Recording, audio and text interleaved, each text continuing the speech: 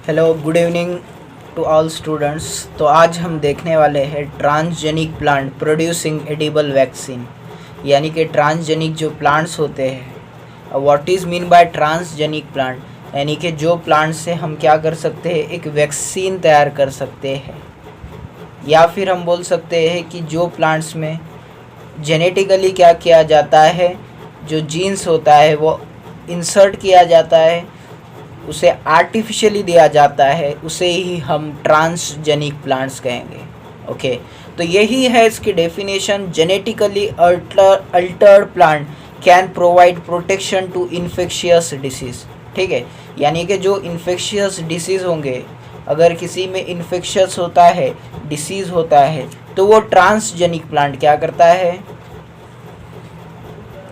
वो डिसीज़ को क्या करने के लिए, ख़त्म करने के लिए या किल करने के लिए यूज़ होता है।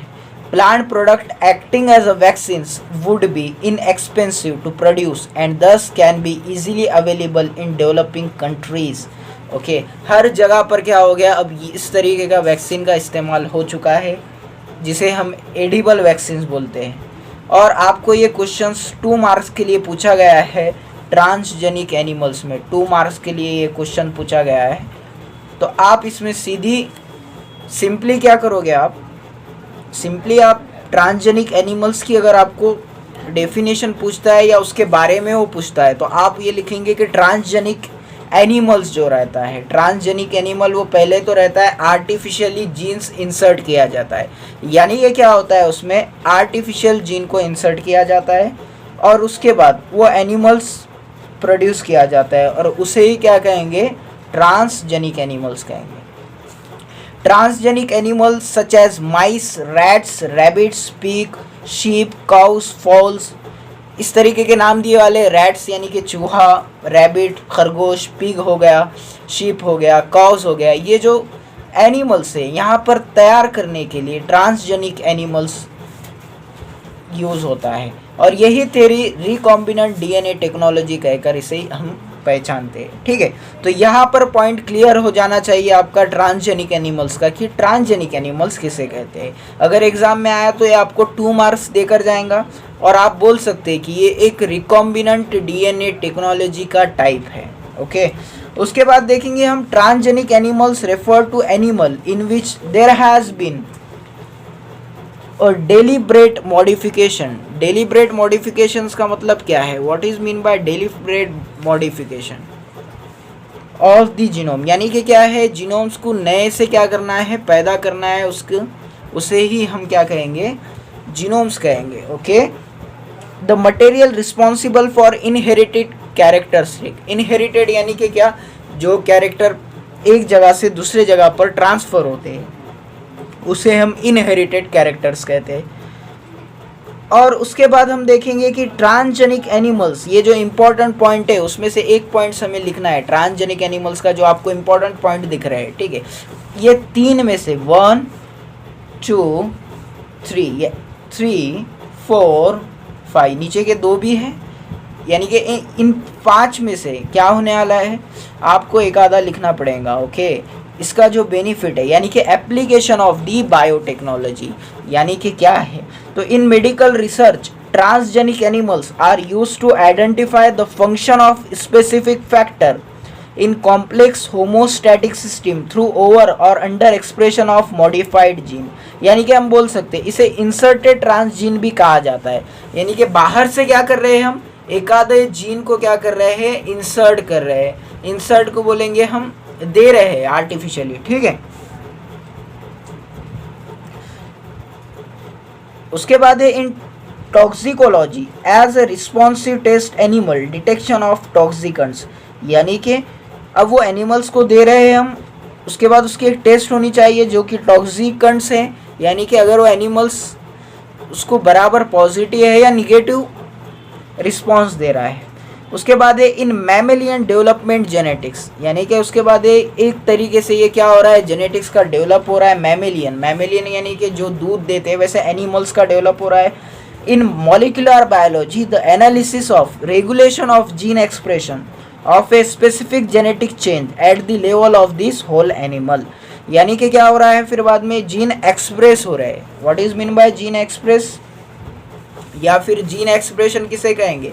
जीन एक्सप्रेशन में यानी कि अच्छी तरीके से जीन एक्सप्रेस होना, यानी कि आगे की और एनिमल्स में कुछ भी डिसीज नहीं रहना। ओके, उसके बाद है in the pharmaceutical industry targeted production of pharmaceutical protein drugs production and product efficiency testing, यानी कि मेडिकल फील्ड में भी इसका बहुत सारा यूज़ हो रहा है।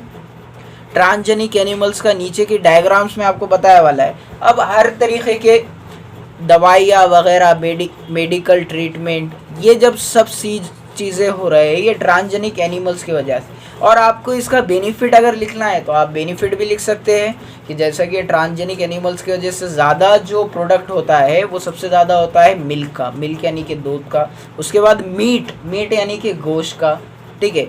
ऑयल का, oil taken from the fish. Okay, तो ये चीज़ जो हो रहे हैं हमें ट्रांसजेनिक एनिमल्स के यहाँ पर फ़ायदे मिला रहे हैं। उसके बाद है इन biotechnology the product of specific protein, ठीक है। स्पेसिफिक प्रोटीन यानी कि प्रोटीनेशियस सब्सटेंसेस भी तैयार हो रहे हैं, यानी कि एग्स, आपको पता है जो एग्स रहता है हमें मिलता है एक हेन्स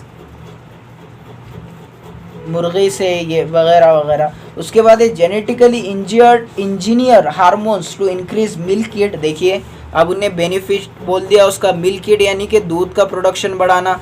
उसके बाद मीट प्रोडक्शन, मीट यानी कि गोश्त का प्रोडक्शन बढ़ाना। Genetic engineering of live stock and in aquaculture, live stock यानी कि हम देखते हैं जो कि खेती के लिए जो जानवर यूज़ होते हैं जैसा कि गाय, बैल, मुर्गियाँ, ये जो चीज़ें हैं, ये जो सब चीज़ें आती हैं वो आते हैं लाइव स्टॉक में। कहाँ पर आते हैं वो? लाइव स्टॉक में।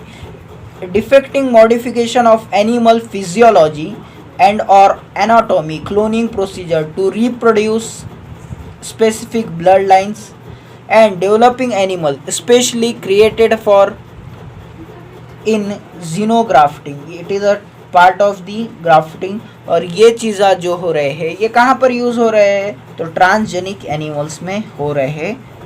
अब उसके बाद आपको ट्रांसजेनिक फिश के बारे में भी यहाँ पर जो आईएमपी पॉइंट है, ये आईएमपी पॉइंट अभी हम लेने वाले हैं 2 मार्क्स का। अब ये आईएमपी पॉइंट आपको तो पहले मैंने बता दिया कि क्या है ट्रांसजेनिक फिश। फिश भी ट्रांसजेनिक यानी कि उसे क्या कर रहे हैं, एक इंड्यूस कर रहे हैं, यानी कि उसके अंदर एक आर्टिफिशियली हार्मोन्स इंड्यूस किया जा रहा है। और आर्टिफिशियली वो हार्मोन्स इंड्यूस हुए बाद क्या होगा, आर्टिफिशियली इंड्यूस हुए बाद उसकी जो ग्रोथ होगी वो नॉर्मल फिश से ज़्यादा होगी और उसके बेनिफिट हो गए, जैसा कि उसका मीट प्रोडक्शन यानी कि उसका गोश्त, उसके बाद ऑयल। तो ये चीज़ आ गई है ट्रांसजेनिक फिश में। The commercially important fish like Atlantic salmon, catfish, gold fish, इनके नाम याद रखिए आप। Tilapia, zebra fish, common carp, rainbow trout are transferred with the growth hormone. Chicken crystalline protein and E coli hygromycin resistant gene. Transgenic fish grow show increase cold tolerance, यानी कि वहाँ का जो टेम्परेचर रहता है वो मेंटेन रखने का काम भी करता है। इम्प्रूव ग्रोथ यानी कि उसकी ग्रोथ बढ़ाना भी, उसके as well as it preservation यानी कि उसकी हिफाजत करना are the factor affecting the economic value of fish. यानी कि इसी तरीके से क्या होता है, फैक्टर अफेक्ट करता है इकोनॉमिक वैल्यू ऑफ फिश, यानी कि इस तरीके से क्या होती है, इसकी वैल्यू बढ़ती है। ठीक है, फिश की वैल्यू बढ़ती है। उस तरीके का ट्रांसजेनिक चिकन भी है। तो हमें चिकन की जब मालूमात आ रही है तो हमें ये तो एक पता रहता है कि चिकन के वजह से भी हमें मीट क्या होता है, मिलता है, मीट प्रोडक्शन होता है। तो ट्रांसजेनिक चिकन यानी कि ट्रांसजेनिक चिकन में क्या होगा,